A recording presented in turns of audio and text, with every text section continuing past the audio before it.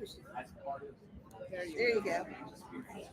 Hey, Melissa. Hi, Amy. So we have actually two very special guests with us right now. So go ahead and introduce yourself, everyone. I'm Donna Hejtmanek. I'm the creator of the Science of Reading What I Should Have Learned in College Facebook group. Nice. And I'm here with my partner, Severino, Dr. Severino, and she's going to introduce herself. So I am co-founder with Donna of Credentials Unlimited. I also have a varied past of teaching, university professor, and I'm Wilson trainer, and so bringing kind of everything together. We were talking about our educational backgrounds, and we've been in it for a long time, so all the things. I followed them what I should have learned. I mean, like a long time ago. I believe 5 years.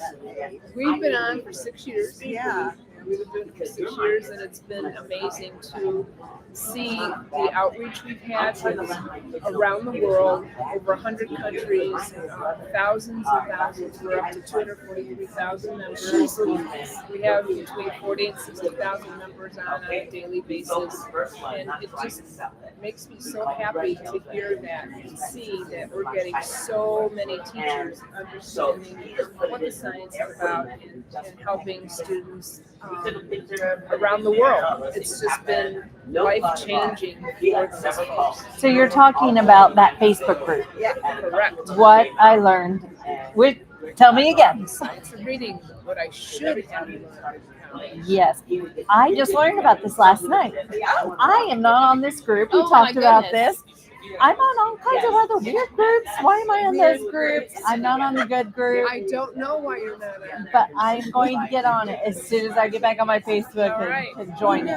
What's interesting, so I'm a PAL QI, so I train teachers all the time, and in my training groups, because if you're training as a therapist, it's a 2-year training, so I get to see the same faces for this for 2 years. And I can remember, and most of my teachers are saying, why weren't we taught this when we were in college? And I can remember being taught whole language when I was getting my bachelor's, and even when I got my master's in 2018, we talked just a little bit, and it was still curriculum instruction with triple literacy.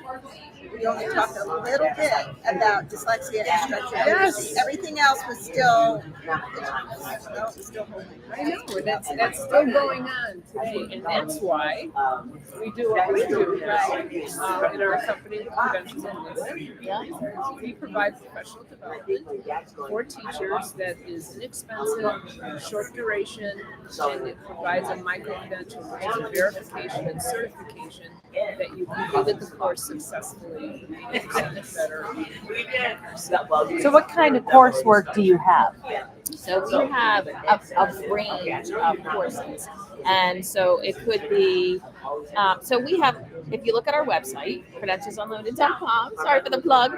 No, do it. But we're all structured literacy courses. Okay. So if it ranges, it starts with oral language, which we just heard Charles Hume upstairs, and that was amazing, about how important oral language is. And then it moves through, phonemic awareness and phonics courses, and vocabulary morphology, and comprehension and fluency. And then it goes from, so that's like the knowledge building side of things.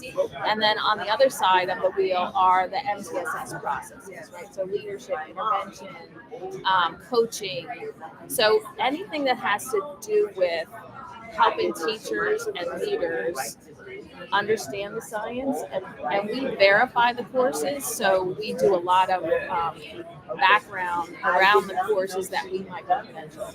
We're like a third-party reviewer to make sure that courses are really well done and that they're science and evidence-based, so that the teachers are getting. Dr. Stone on a couple of weeks ago, so you pushed that podcast already out, but her book is such a big deal. Yes, right? yes, because so I feel like we've done a pretty good job of getting the word out to teachers.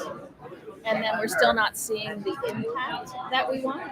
So what about how does the system need to change? Right. How do the administrators need to be trained? How do school boards need to be trained so that you can understand what's happening in your building, in your district, and have really impactful transformational change? And we're actually getting ready to start at Drexel University a hub that's going to talk about bringing all those things together and talking about micro-credentials being a part of that. So how has it been received? I can see teachers just love this, but how has it been received by like admins? Have they been as excited as teachers? So I think they're just starting to realize they don't know what they don't know. Right.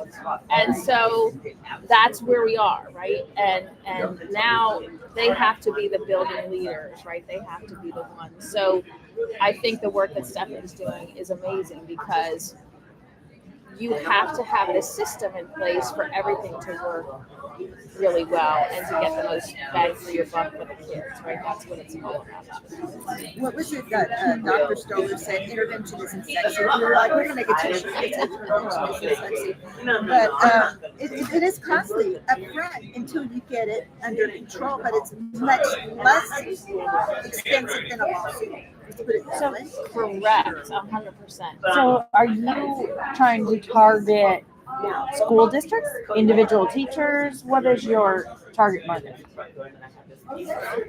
Our target market is really anybody, but we have been working with teachers that are taking courses on their own, right? That's how we actually started, because on Donna's page back in 2020, all the teachers were taking, during the pandemic, they were doing all these free webinars and they were doing all these things that they were seeking help, and they were learning about this, and they just wanted more and more and more and more. And so if you take that, and they were asking right on the page, is there any way I can get a certificate for this? Is there any way I can get credit for this? Is there any way that, I have nothing to show that I did this work? And that's how micro-credentials came about, was what if we verified these? We don't want people just taking whatever and feeling like they're getting the right stuff, because we've seen what happens when they don't.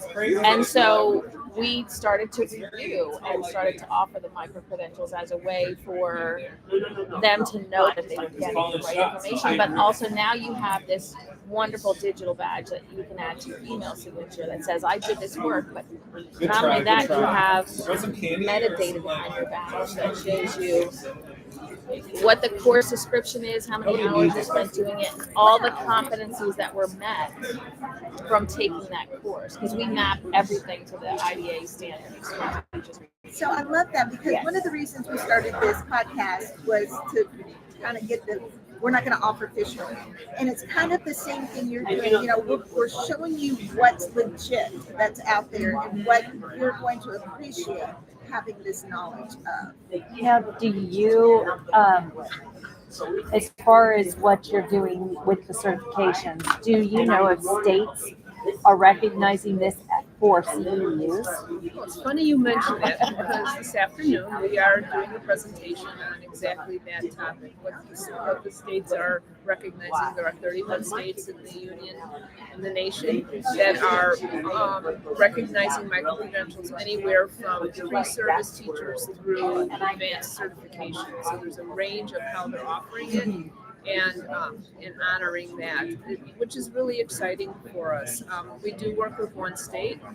We work with New Hampshire, and they have micro-credentials for the completion of the letters program, and successful completion of passing the foundations reading test. So we have, we've micro-credentialed that. We're starting to work with states, and we're starting to work with universities that are looking for offering micro-credentials. We already have our systems in place to do that, and so we offer a really good service that will help teachers and others that are interested in getting verification and certification of their work. I agree. And is Texas one of them? Please say it. Not that I know. Because I That need didn't to come keep up very much. I need to keep up my state educator certification as well. And so I can get them in other places, but that's really cool that what you guys are doing. And I just wondered too if that would help me up with that and other people in Texas. I mean, it's the biggest, like one of the biggest states next to California. So Yeah. I think that's our next mission, actually, when we leave here, is to really, our goal was to let people know what micro-credentials are. Right. I feel like that has, people are really understanding what they are now, and they're not really sure how to use them, but to get states that are putting in all these laws, and Right. we already vet things, right? We already can go through, we have a process in place to do that. And so the coursework that we have offered on the site, school districts could go easily, and states could say, you know what, this has already been vetted. It's already been mapped to the knowledge and practice Right. standards. These are the competencies. They can look at a course and know exactly what competencies are in that course.